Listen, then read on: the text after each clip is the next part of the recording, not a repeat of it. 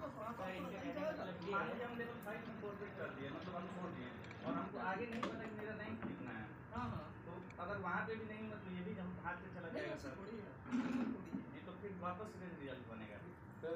नहीं आपका चला जाएगा भाई, चला जाएगा। वापस रिजल्ट नहीं बनेगा। नहीं, लोअर पोस्ट को फॉरफिट करेंगे तो फिर आगे जाएगा, ऐसा थोड़ी है। जब लेवल 2 का रिजल्ट बनेगा तो वहाँ से आपका थोड़ी लिया जाएगा। तो आपको अगर ऐसी बात है तो आप लिखो कि अगर हम इंटरेस्टेड है लग दिया जाए। मैं सेलेक्टेड हो रहा हूँ, लेवल 2 का मुझे पता नहीं और मैं लेवल 2 में ही ज्वाइन करना चाहता हूँ, तो मुझे लेवल 2 में पोस्ट कैसे मिलेगी? जी सर। लेकिन फिर उस रैंक में नहीं आ पाया तो मेरा तो लेवल 5 पे चला जाएगा। क्या चीज़? जैसे मैं उस रैंक लेवल 2 के रैंक में नहीं आ पाया, वो लिखो ना। ठीक है, मैं इंटरेस्टेड। नमस्कार दोस्तों, मेरा नाम है शंकर तिवारी और आप देख रहे हैं आपका YouTube channel exam warriors vacancy. दोस्तों, आज मैं गया था रेलवे भर्ती बोर्ड इलाहाबाद। यहाँ पर हमने यहाँ पर जो आउटरीच कैंप जो आरआरबी की तरफ से जारी की गई थी, इसमें हमने पार्टिसिपेट किया। यहाँ पर हम गए थे, जो आरआरबी के जो ऑफिशियल्स थे, जैसा कि आपने वीडियो में सिर्फ एक ही लोग को देखा, बट वो फर्स्ट टाइम में वैसा दिख रहा है। लास्ट तक मतलब यहाँ पे 3 लोग आए थे आरआरबी के जो ऑफिशियल्स थे, और उन्होंने काफ़ी ही अच्छे ढंग से सारे कैंडिडेट से बात किया और जो भी प्रश्न कैंडिडेट ने पूछे उन सबका काफ़ी ही ऑथेंटिक तरीके से उत्तर दिया यहाँ पे, और सबको सेटिस्फाइड करके एक्चुअली जो भी डाउट्स थे उसको क्लियर किया। तो आप सभी के जो डाउट्स थे वो मैं लेकर के गया था। जैसा कि मैंने अपने प्रीवियस वाले जो वीडियो था उसमें मैंने बोला था कि आप लोग जो है अपना जो भी क्वेश्चन पूछना चाहते हैं वो मुझे कमेंट करिए, और जिन सभी छात्रों ने कमेंट किया था उन सभी छात्रों के क्वेश्चंस मैं यहाँ पर्सनली जाकर के पूछा और उन सभी प्रश्नों के जवाब मुझे मिल गए हैं। और इस तरीके से वो सभी प्रश्नों के जो जवाब है ना, वो इस तरीके से मैंने लेकर के आया हूँ FAQs के तरीके से, ताकि यहाँ पर क्वेश्चन एंड आंसर तरीके से मैं आपको डिटेल में बता सकूं कि आपके जो क्वेश्चन थे उसके आंसर्स उन्होंने किस तरीके से दिए हैं।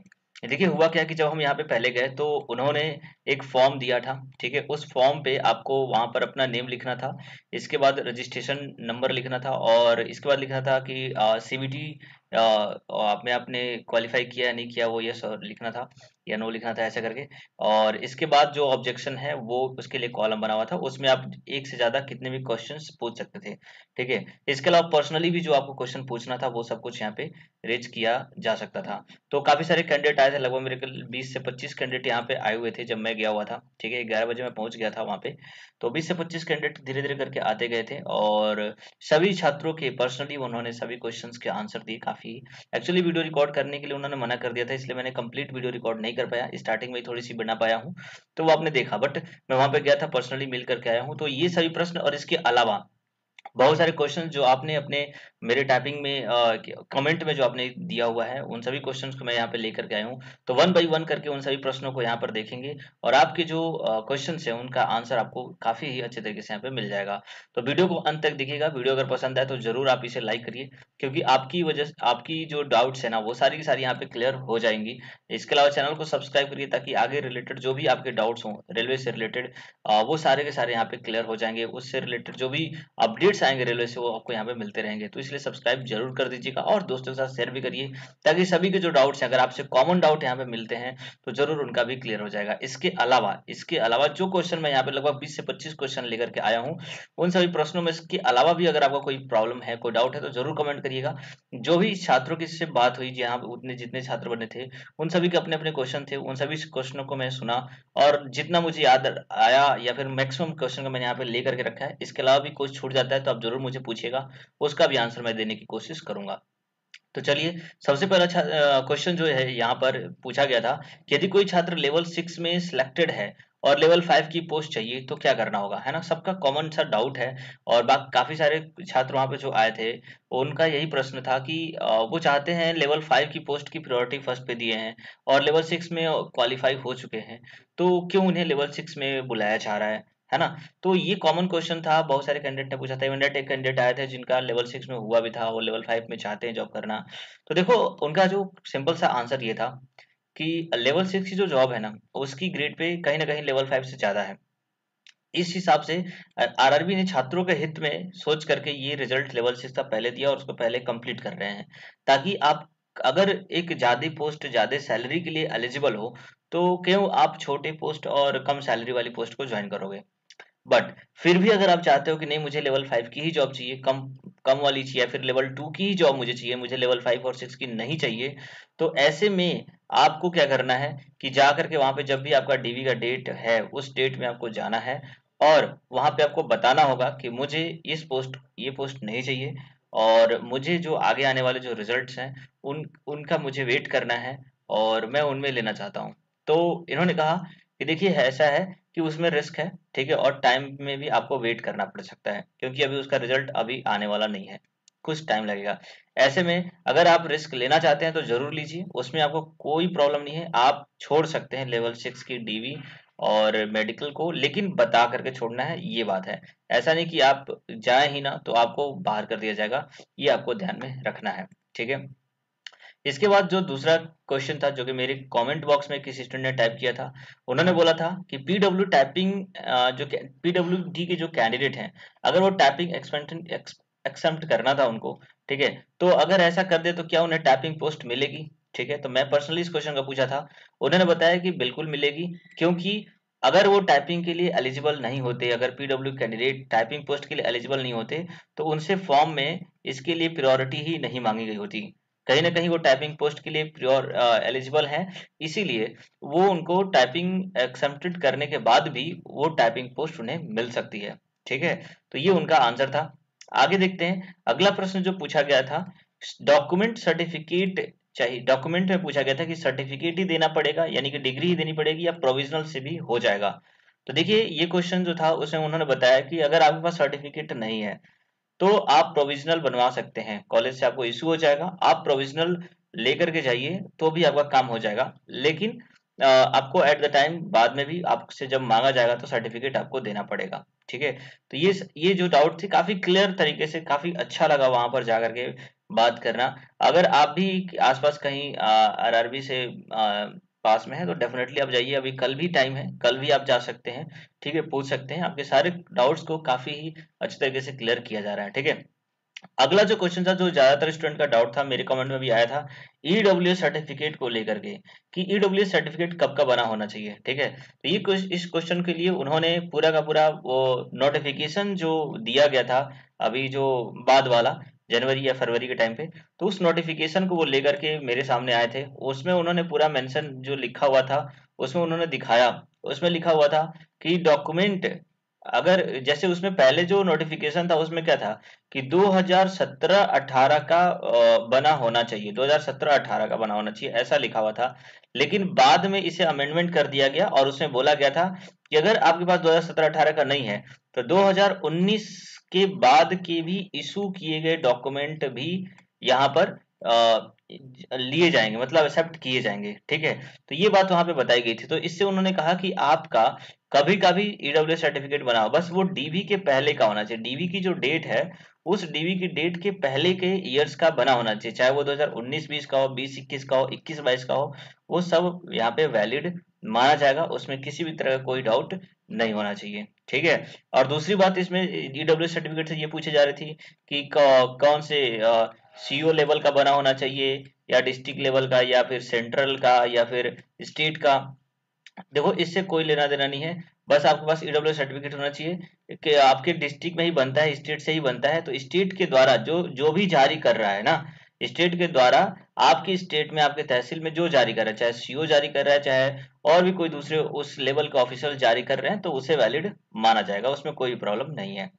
इसके बाद जो पांचवा जो क्वेश्चन है वहां पर पूछा गया था नेम की स्पेलिंग को लेकर के, है ना, आप सभी ने कमेंट में लिया था मेरे कि नेम की स्पेलिंग गलत है, जैसे कैंडिडेट ने बोला था कि नाम में वहां पे मिस्टर लगा हुआ है सर्टिफिकेट में, लेकिन फॉर्म फिलअप करते वक्त मिस्टर नहीं लगाया गया है, तो ऐसे में क्या प्रॉब्लम होगी, या फिर कोई भी नाम की स्पेलिंग में एक दो वर्ड गलत है, या फिर जैसे किसी का नाम है रोहन, किसी का नाम है रोहन पाल, ठीक है, रोहन पाल नाम है और ये आपका एक्चुअल नेम है लेकिन आपके सर्टिफिकेट में पाल रोहन हो गया, आगे पीछे हो गया है, ठीक है, ऐसा कुछ हो गया है, तो उसके लिए आपको एक एफिडेविट बनाना होगा, ठीक है, एफिडेविट बनवा करके आप ले जाइए, सही जो है तो आपका वहां पे वैलिड मान लिया जाएगा। अब उन्होंने कहा कि एकदम से नाम अगर अलग है, मान लो किसी का नाम रोहन है और आपका सोहन है ना, आपका नाम एक्चुअल सोहन है और आपने रोहन भर दिया है, तो ऐसे में आपको बिल्कुल ही वहां से हटा दिया जाएगा, बिल्कुल नाम चेंज नहीं होना चाहिए। एक दो स्पेलिंग गलत है या फिर टाइटल आ गया पीछे हो चुका है तो उसके लिए कोई दिक्कत नहीं है, आप एफिडेविट बनवा के ले जाइए, आपका जरूर वैलिड माना जाएगा। इसके बाद जो है ना लेवल 6-5 के रिजल्ट की बात कही गई थी, कब आएगा, ठीक है। बहुत सारे कैंडिडेट जो गए थे वहां पे सभी ने लगभग लगभग क्वेश्चन ये पूछा था कि लेवल 5 का रिजल्ट कब तक आएगा। देखिए इसके लिए उन्होंने एग्जैक्ट डेट और टाइम तो कुछ बताया नहीं है, बट उन्होंने मोस्ट प्रोबेबली ये बताया कि जैसे कि आपको पता है कि जो अभी डीवी चल रहा है ना, ये लगभग लगभग अक्टूबर में जो है वो लास्ट अक्टूबर तक कंप्लीट हो रहे हैं, ठीक है। डीवी सभी जोनों का लगभग लास्ट अक्टूबर तक कंप्लीट हो जाएगा, और कुछ जोन है जिनका नवंबर में भी चल रहा है। और तो ऐसे में उन्होंने कहा कि जो जब लेवल 6 का फाइनल डीवी कंप्लीट हो जाएगा, लेवल 6 का फाइनल डीवी कंप्लीट हो जाएगा और इसका मेडिकल कंप्लीट हो जाएगा, मेडिकल कंप्लीट होने के बाद इनकी रिजल्ट तैयार की जाएगी और इस हिसाब से जो पूरा का पूरा लिस्ट तैयार हो जाएगा जब लेवल 6 का डॉक्यूमेंट वेरिफिकेशन और मेडिकल, उसके बाद ही जो लेवल 5 का रिजल्ट देंगे, ठीक है। तो ऐसे में इन्होंने बताया कि अगर हम आरआरबी इलाहाबाद की बात करें तो यहाँ पर 21 अक्टूबर तक डीवी चल रहा है, इसके बाद मेडिकल वगैरह चलेगा और इसमें उनको टाइम लगेगा। तो उन्होंने मोस्ट वाली बताया कि 15 नवंबर के बाद तक तो इनका मेडिकल वगैरह और यही सब कार्यक्रम चलता रहेगा, ठीक है। अगर मान लो 15 नवंबर तक भी पूरा प्रोसेस कंप्लीट हो जाता है तो ऐसे में रिजल्ट तैयार करने और उसको रिजल्ट देने में उनको लगभग लगभग पूरा नवंबर का टाइम चाहिए, और 30 नवंबर लास्ट डेट उन्होंने बताया है कि 30 नवंबर तक या 1 दिसंबर तक इस इतना टाइम लग सकता है लेवल 6 के रिजल्ट को बनाने और तैयार करने में। 30 नवंबर उन्होंने लास्ट बताया था कि 30 नवंबर तक का मतलब ये मैक्सिमम टाइम वो बता रहे थे। उन्होंने ये भी कहा कि 15 तक भी कंप्लीट हो सकता है अगर प्रक्रियाएं सही ढंग से चली तब। अगर कोई इसी वजह से देरी होती है तो लगभग मैक्सिमम टाइम 30 नवंबर तक जाएगा, और इतने तक कंप्लीट हो जाने के बाद जैसे ही लेवल 6 के फाइनल रिजल्ट की घोषणा होती है उसके तुरंत बाद ही 1-2 दिन के अंदर में ही आपको जो है लेवल 5 का रिजल्ट की घोषणा कर दी जाएगी, ठीक है। अब देखते हैं आगे क्वेश्चन। अगला क्वेश्चन जो पूछा गया कि क्या लेवल 5 के टाइपिंग पोस्ट और नॉन टाइपिंग पोस्ट के रिजल्ट साथ में आएंगे। देखिए ये भी क्वेश्चन बहुत सारे कैंडिडेट ने पूछा था, कई सारे की डाउट थी, पहले टाइपिंग का रिजल्ट आएगा, टाइपिंग पोस्ट का रिजल्ट आएगा या नॉन टाइपिंग पोस्ट का रिजल्ट आएगा, क्या किया जाएगा। तो देखिए यहाँ पर इन्होंने बताया कि टाइपिंग पोस्ट का का जो रिजल्ट है ना वो अलग से घोषित नहीं किया जाएगा, ठीक है। काफी सारे ये भी कैंडिडेट पूछ रहे थे कि जो टाइपिंग का जो रिजल्ट है क्या वो पहले दे दिया जाएगा कि कौन टाइपिंग क्वालिफाई या फिर कितना आपको टाइपिंग में नंबर वो क्वालिफाई कर रहे हो, कितना आपका स्कोर बन रहा है, ये सब क्या दिखाया जाएगा। बिल्कुल नहीं, ऐसा कुछ भी नहीं होगा। डायरेक्टली आपका जो है ना रिजल्ट दिया जाएगा, दोनों टाइपिंग पोस्ट का और नॉन टाइपिंग पोस्ट का दोनों का रिजल्ट साथ में दिया जाएगा। और जो लोग टाइपिंग में क्वालिफाई होंगे उनके लिए उनके स्कोर कार्ड में ही यस लिख करके आ जाएगा, और जो लोग टाइपिंग में क्वालिफाई नहीं होंगे उनके लिए नो करके आ जाएगा। और उसी के अकॉर्डिंग उनकी पोस्ट के अकॉर्डिंग अगर टाइपिंग में क्वालिफाई है तो टाइपिंग पोस्ट मिल जाएगा, नहीं क्वालिफाई है तो अगर नॉन टाइपिंग के मेरिट लिस्ट में आप अगर आ रहे हैं तो वो आपको पोस्ट मिल जाएगी। तो ऐसे में कुल मिलाकर ये है कि टाइपिंग का अलग से रिजल्ट बिल्कुल नहीं दिया जाएगा, दोनों ही पोस्ट टाइपिंग पोस्ट और नॉन टाइपिंग दोनों का रिजल्ट साथ में दिया जाएगा, साथ में मेरिट बनेगी, ठीक है। आ, अगला क्वेश्चन है क्या टाइपिंग टेस्ट का रिजल्ट पहले और मेरिट बाद में आएगी। तो मैंने बता दिया कि टाइपिंग पोस्ट का रिजल्ट पहले नहीं आएगा, दोनों ही रिजल्ट साथ में आएंगे, है ना। मेरिट लिस्ट जो निकलेगी टाइपिंग पोस्ट और नॉन टाइपिंग पोस्ट की साथ में ही निकलेगी। तो ये सारे प्रश्न यहाँ पे देखें। अब आगे देखते हैं अगला जो प्रश्न किसी कैंडिडेट ने मेरे कमेंट में किया था कि गलती से ईबीसी जो है ना वो उनका सिलेक्ट हो गया है फॉर्म फिलअप करते वक्त, लेकिन वो ईबीसी कैटेगरी में है नहीं, ठीक है। तो ऐसा क्वेश्चन एक कैंडिडेट ने भी रेज किया था वहां पे। देखिए अगर आपने ईबीसी गलती से सिलेक्ट कर दिया है तो उसका कोई इशू नहीं है वहां पे, ठीक है। वो क्योंकि सिर्फ पैसे की मामला है कि 500 पे करना था और 250 आपको पे करना था, ऐसा 250 ईबीसी से है। तो अगर आपने 250 पे किया है तो भी आपकी कोई दिक्कत नहीं है, और आपने 500 पे किया है तो भी कोई प्रॉब्लम नहीं है, इससे का कोई इशू नहीं है ना, उससे कोई प्रॉब्लम आपको नहीं होने वाली है, ठीक है। आगे देखिए अगला क्वेश्चन है टाइपिंग की कॉपी मिलेगी या नहीं। बिल्कुल, देखिए ये भी एक क्वेश्चन था, टाइपिंग जो आपका चेक किया जा रहा है। तो उन्होंने बताया कि अभी वो बता रहे थे कि टाइपिंग का जो चेकिंग का जो प्रक्रिया है ना वो लोग मैनुअल कर रहे हैं ना, इसकी वजह से उन्हें टाइम लग रहा है। अभी वो बता रहे थे कि इनके पास आरआरबी इलाहाबाद में 7,000 कॉपियां आई हुई हैं टाइपिंग के लिए, ठीक है। और इन 7,000 टाइपिंग की कॉपियों को जांच कर रहे हैं, और वो लोग बता रहे थे कि सुबह के 7:30 बजे से लेकर के शाम तक कंटिन्यू ये लोग चेकिंग कर रहे हैं मैनुअली। तो इस वजह से काफी ज्यादा डेफिनेटली मैनुअली चेकिंग हो रहा है तो काफी सारा टाइम तो लगेगा ही। ऐसे में ये बता रहे हैं कि टाइपिंग की जो कॉपियां जो जांच की जा रही हैं, सर ने बताया, मैंने पर्सनली पूछा कि सर कब तक उम्मीद करते हो कि आप जो है टाइपिंग कॉपी जो है वो चेक कर लोगे पूरा।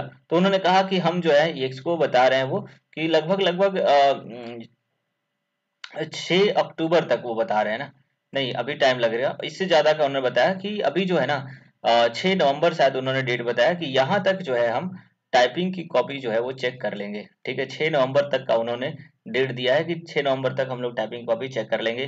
तो टाइपिंग कॉपी चेक हो जाने की वजह से और इसमें काफी सारा डिले होने की वजह से रिजल्ट वो नहीं दे पा रहे हैं, ये भी एक समस्या है। मैनुअली चेक करना, इसकी वजह से भी डिले यहाँ पे हो रहा है।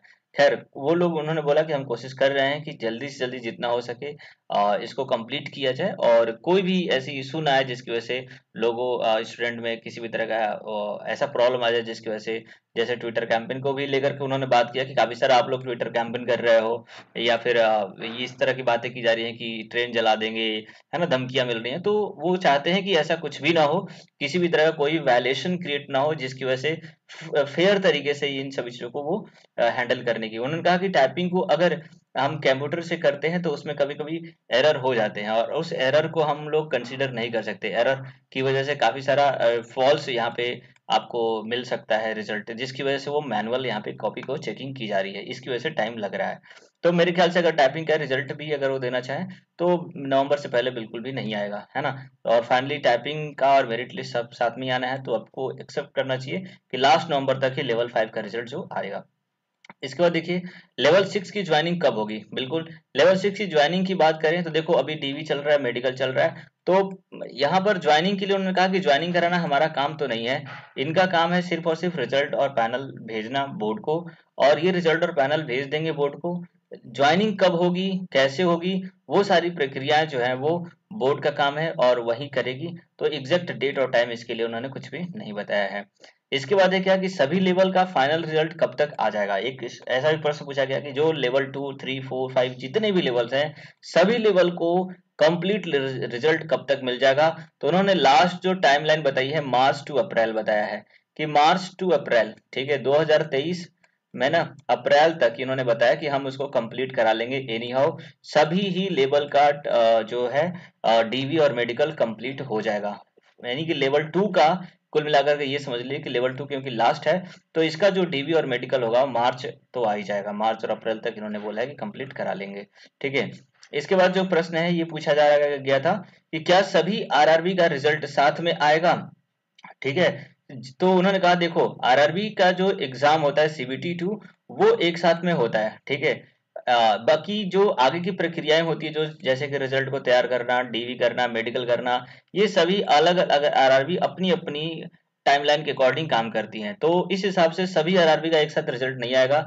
जिस आरआरबी की प्रक्रियाएं तेज होंगी उनकी काम पहले क्लियर कर दिए जाएंगे, उनके रिजल्ट पहले आ जाएंगे, और दूसरे आरआरबी जिस तरीके से अपना काम करेगी तो सभी आरआरबी का अपना अपना रिजल्ट अलग अलग टाइमलाइन पे आएगा। ठीक है, चलिए इसके बाद अगला जो क्वेश्चन है, क्या कोई छात्र लेवल 6 की डीवी स्किप कर दे तो क्या होगा, है ना। देखिए इसके लिए उन्होंने कहा कि देखो आपको लेवल 6 की डीवी स्किप नहीं करनी चाहिए। अगर आपका क्वालिफाई हो गया है और आपके सामने एक अच्छा सा ऑप्शन मिल रहा है जिसमें आपको काफी अच्छी सैलरी है, पोस्ट भी काफी अच्छा है मिल रहा है, तो आप डेफिनेटली उसे एक्सेप्ट करिए और लीजिए। लेकिन फिर भी आप चाहते हैं कि लेवल 6 की जॉब नहीं करना है तो आपको फिर भी डीवी में जाकर के वहां पे प्रेजेंट होना है। ठीक है, डी में आप जाइए, प्रेजेंट होइए, वहां पे अंडरटेकिंग आपसे फिल कराया जा रहा है, उस टाइम पे आप उन्हें बताइए कि मुझे लेवल 6 की डीवी लेवल 6 में मुझे ज्वाइन नहीं करना है, मुझे दूसरे जो लेवल्स हैं लेवल 5 या 2 जो भी आप पसंद करते हो उसमें करना है। तो वहां पे आपको बताना होगा और उसके उपाय वो बताएंगे वहां पे कि आपको क्या करना चाहिए।